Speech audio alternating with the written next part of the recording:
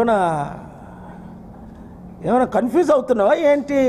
మీ నాన్న బీసీ కాదు, మీ అన్న బీసీ కాదు, నువ్వు కూడా బీసీ కాదు కదా. నువ్వు వెలమ దొరలు అంటారు, చాలామంది మిమ్మల్ని దొంగలు అంటున్నారు. 7 లక్షల కోట్లు అప్పు చేశారు మీ నాన్న, మీరందరూ కలిపి రాష్ట్రాన్ని దరిద్ర అవినీతి అక్రమ రాష్ట్రం చేసింది ఎవరు? బంగారు తెలంగాణను తీసుకొని 2014లో 1,50,000 కోట్లు మిగిలిన తెలంగాణ మీరు వదిలేటప్పటికి 7 లక్షల కోట్లు, అంటే మీ హాయంలో 8 లక్షల కోట్లు కనిపించట్లా.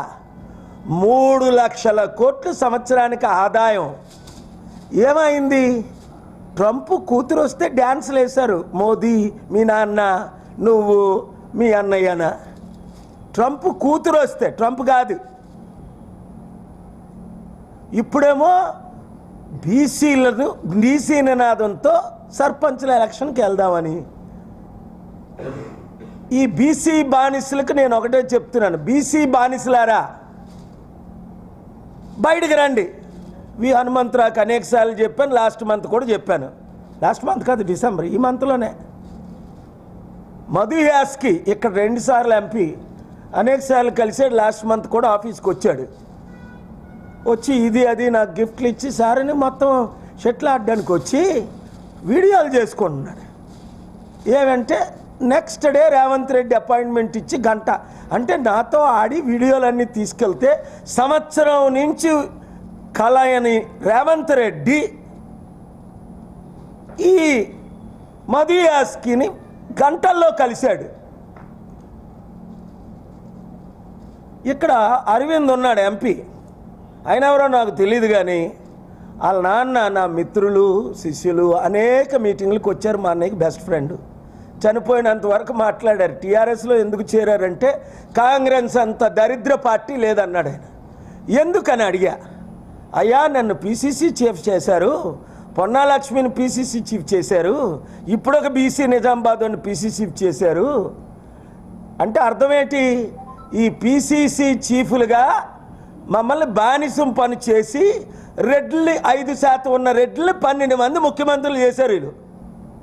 ఇంత పెద్ద మహా మేధావులు బీసీలు, 60% ఉన్న మన బీసీలు, 100 లీడర్స్ ఎమ్మెల్యేలు ఎంపీలుగా చేసిన మన బీసీలు, కాంగ్రెస్ పార్టీకి ఏ రోజైనా చిత్తశుద్ధి ఉండి 78 సంవత్సరాల్లో ఒక బీసీని ముఖ్యమంత్రి చేయలేదని పొన్నాలక్ష్మి రాజీనామా చేశాడు.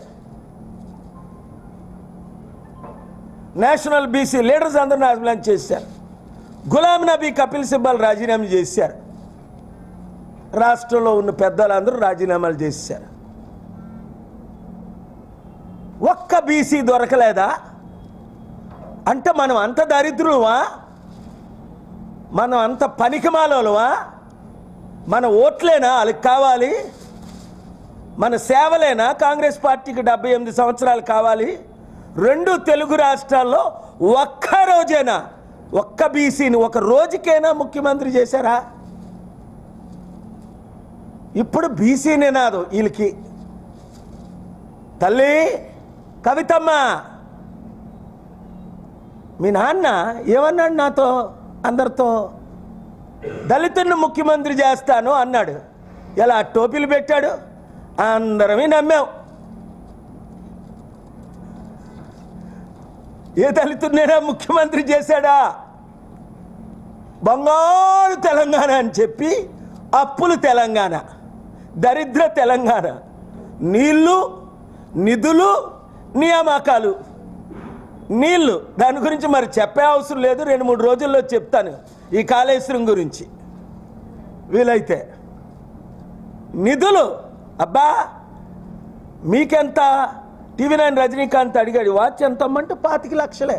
నీ దుబాయ్లో ఇల్లు ఎంత? 25 కోట్లు. అవును, మేము కష్టపడుతున్నాను, సంపాదిస్తున్నాను. ఏడుదో కొంచెం సీక్రెట్ చెప్పకూడదు అందరికీ. మీ కుటుంబం ఎలాగ లక్షల కోట్లు సంపాదించింది నాకు తెలుసు కదా. మీ చిట్టా అంతా నా చేతిలో ఉంది.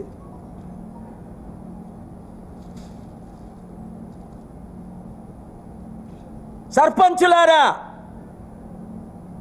మళ్ళా మోసపోతారా మీరు ఈ రెండు పార్టీలు నమ్మి?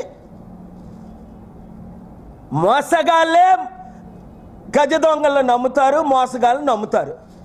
మీరు కూడా మోసగాళ్ళు అయితే. బుద్ధున్నాడు ఎవడు కూడా వీళ్ళు మరి నమ్మడు. ఎందుకు? రేవంత్ రెడ్డి వచ్చి ఇంకో 1,10,000 కోట్లు అప్పు పెరిగింది. ఇంకా 5 సంవత్సరాలు ఉంటే 5 లక్షల కోట్లు అప్పు పెరుగుతుంది. ఇంకా ఎంతకాలం? నేను ఒకటే అడుగుతున్నా, ఇంకెంతకాలం? ఆ అంబేద్కర్నే 2 సార్లు గెలవలేదు ఈ దరిద్రులు, ఈ కాంగ్రెస్ పార్టీ. అంబేద్కరే రాజీనామా చేశాడు కాంగ్రెస్ పార్టీ మినిస్ట్రీకి. ఇప్పుడు